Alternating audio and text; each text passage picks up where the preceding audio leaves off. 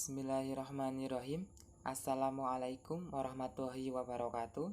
Alhamdulillahirabbil alamin. Wassalatu wassalamu asrofil anbiya'i wa mursalin Sayyidina wa maulana Muhammadin wa ala alihi washabihi ajmain, amma ba'du.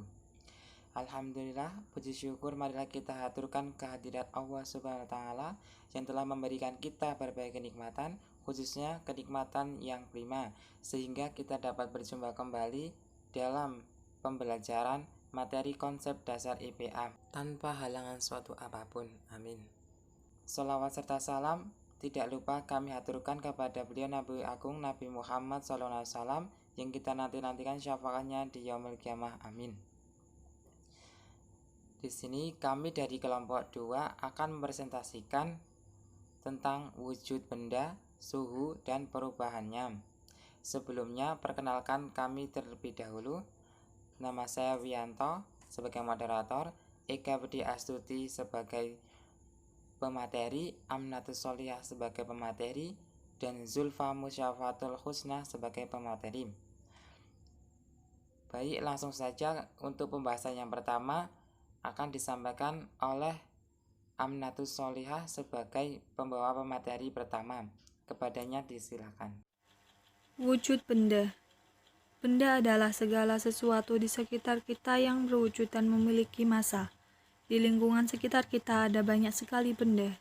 Misalnya, tanah, batu, kayu, logam, air, minyak, susu, kecap, asap, parfum, balon, dan lain sebagainya. Berdasarkan wujudnya, benda-benda tersebut digolongkan menjadi 3 jenis, yaitu 1. Benda padat, 2. Benda cair, 3. Benda gas. Faktor-faktor yang dapat menyebabkan perubahan wujud benda. 1. Suhu. Suhu atau temperatur yang sering berubah-ubah akan mempercepat terjadinya perubahan, apalagi jika perubahan suhu cukup besar. Misalnya, batu yang sepanjang hari terkena panas matahari lalu turun hujan, maka batu tersebut akan pecah. 2. Pembusukan. Pembusukan terjadi karena adanya bakteri atau jamur yang menempel. Di udara, banyak sekali berterbangan kuman yang bisa menyebabkan terjadinya perubahan pada benda. 3. Pemberian tekanan. Pemberian tekanan pada benda yang keras dapat berubah menjadi lunak, di mana jika tekanan tinggi akan menjadi api, dan jika pemberian tekanan rendah akan berubah menjadi air.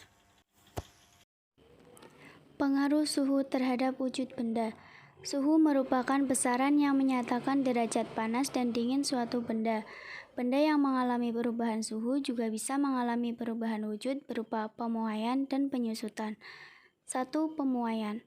Pemuaian adalah perubahan suatu benda menjadi bertambah panjang, lebar, luas, atau berubah volumenya karena benda itu menerima panas atau mengalami kenaikan suhu.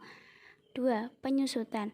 Penyusutan adalah perubahan suatu benda yang menjadi berkurang panjang, lebar, luas, atau volumenya karena benda itu mengalami penurunan suhu. Proses perubahan wujud benda antara lain perubahan wujud benda padat menjadi benda cair, perubahan wujud benda cair menjadi benda padat, perubahan wujud benda cair menjadi benda gas, perubahan wujud benda gas menjadi benda cair, perubahan wujud benda padat menjadi benda gas.